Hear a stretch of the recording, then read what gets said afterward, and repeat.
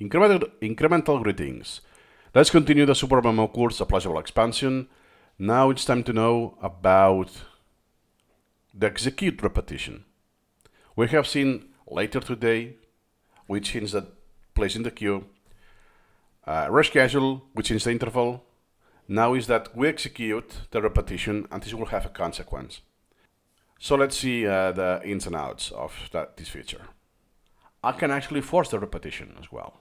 There's yet another one that I can force the repetition. So let's say that this is a schedule for tomorrow. I don't want to wait. Ctrl-Shift-R. Question, answer, and I grade. So I actually logged the repetition.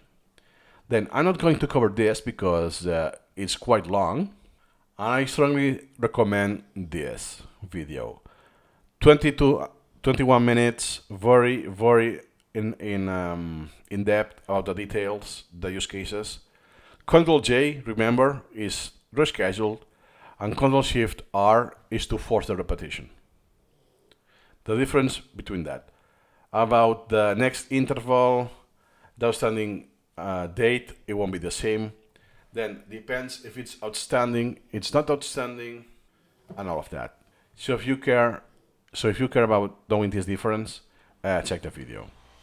This is element per element basis. Usually it's when you do the reps, you take action, or you go, I don't know, this in the browser.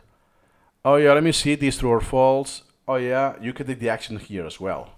Ctrl-J, bam, whatever. Or through a now if I search, we will see this in later in the course. I search for, I don't know, true or false questions about whatever place in my collection. And then I found this out. Oh yeah, this particular case is not outstanding, but yeah, let me push this for whatever reason. So, all we have seen is element by element cases. Next session we'll see the subsets because it's a lot of sauce already, a lot to explain. And then we will see the operations, we'll see the batch operations. That's why, before going to the batch operations, make sure you have understood all of that. Because here we're messing with only one single element.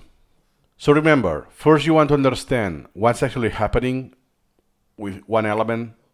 A lot of the details that, oh, this affects the next repetition, only the current one affects the priority, all of that, It's quite a lot of details.